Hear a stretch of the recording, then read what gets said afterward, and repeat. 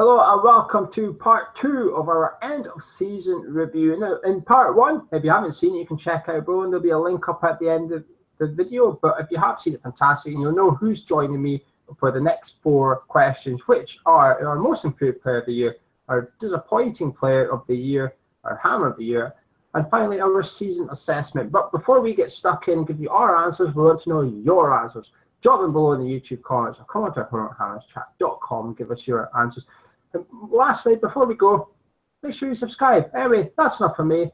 Let's kick off with our most improved player of the year.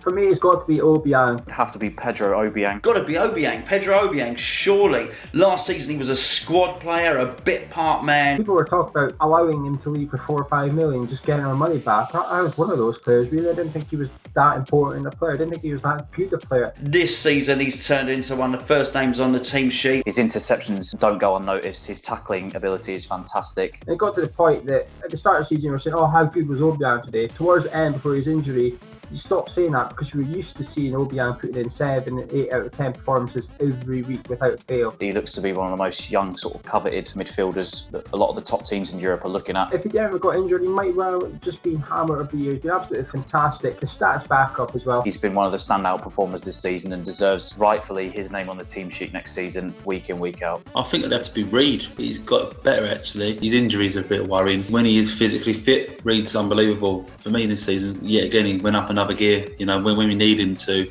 he was a rock. It hasn't been any fault of his own, but when he stepped out the shadow of Pai, I think Lanzini has definitely been our most improved player. A B-plus player to now being an A-plus player, where the top clubs are potentially looking at him and sniffing around. My most improved player is James Collins. At the end of last season, you could have very easily have made the case for him to be one of the next names out the door. At the end of this season, it's very difficult to say that you should get rid of James Collins. He's certainly been one of the more dependable players in a season where almost every other player who looked amazing last season has disappeared.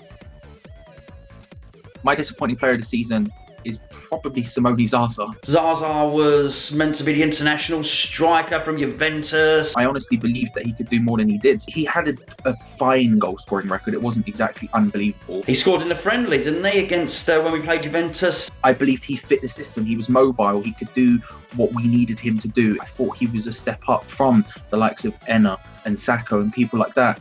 Did the deal, the way it was structured, work out for him? No, I don't think it did. I think it hindered him. But anybody that can aim to shoot a goal and end up it going out for a throw-in has got to be a bad player. At the end of the day, Clary's put the ball in the net. Extremely disappointed, but we dodged a bullet by not having to pay the transfer fee. Torre running close, having said that.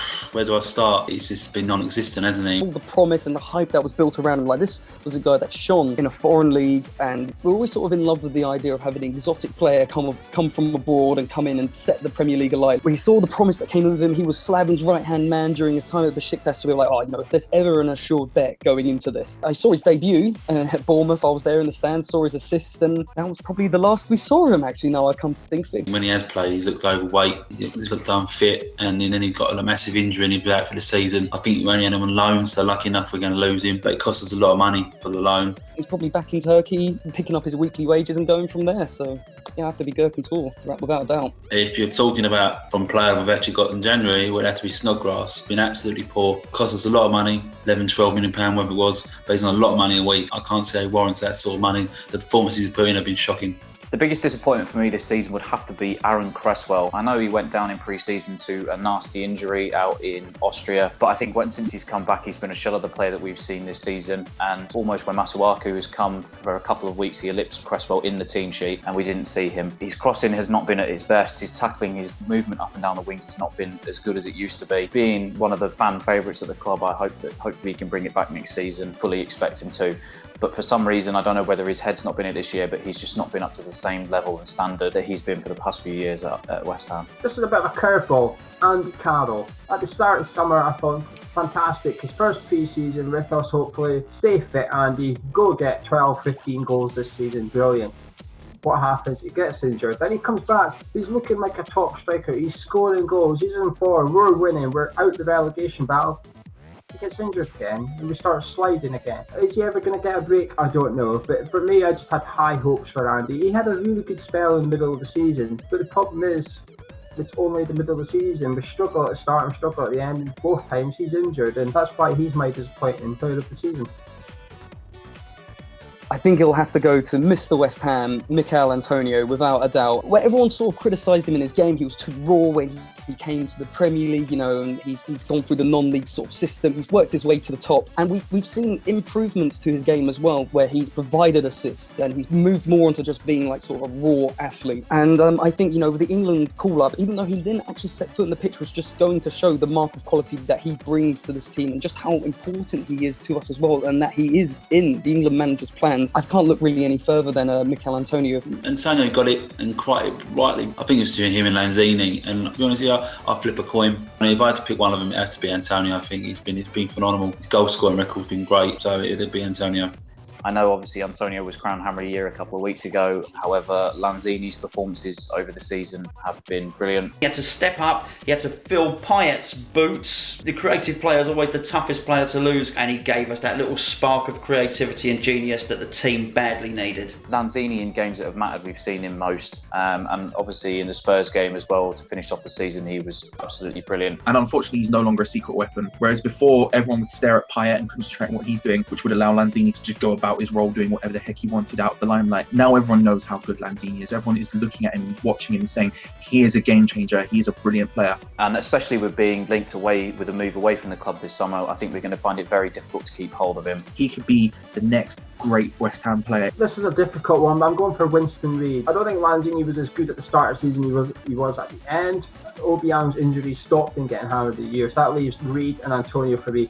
And for me, Reid is the only player that hasn't gone missing over the season, and he's been outstanding. Despite the fact we shipped so much goals, he still managed to look good. And all you have to do is look at the goal conceded against Liverpool. Reid was down, and that's basically taking Reid out of defence. And when you take Reid out of defence, the rest of them collapse. They don't know what to do. The organisation goes out the window. He is a massive part at West Ham. Poor.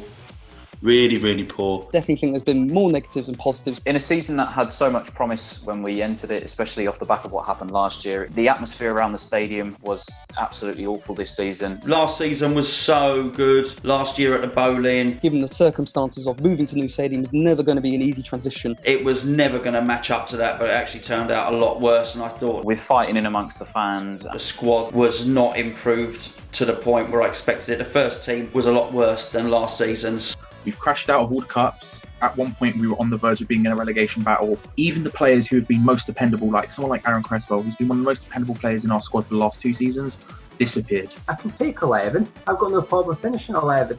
Providing we've finished with entertainment in the bank, we never got that. Our wins were 1-0, so there was no excitement from Village like we saw last season. There was no 2-0 down, let's try and win 3-2. There was none of that. It was 2-0 downs, we're turning into 4-0 downs. People were saying we're only like 1 point off 8th and the league position doesn't lie. Yeah, we're only 1 point off 8th, but we're only 5 points off the bottom. Some of the performances this year, I lost count of how many times that we've conceded at least 3 goals at home. I felt let down really as a fan.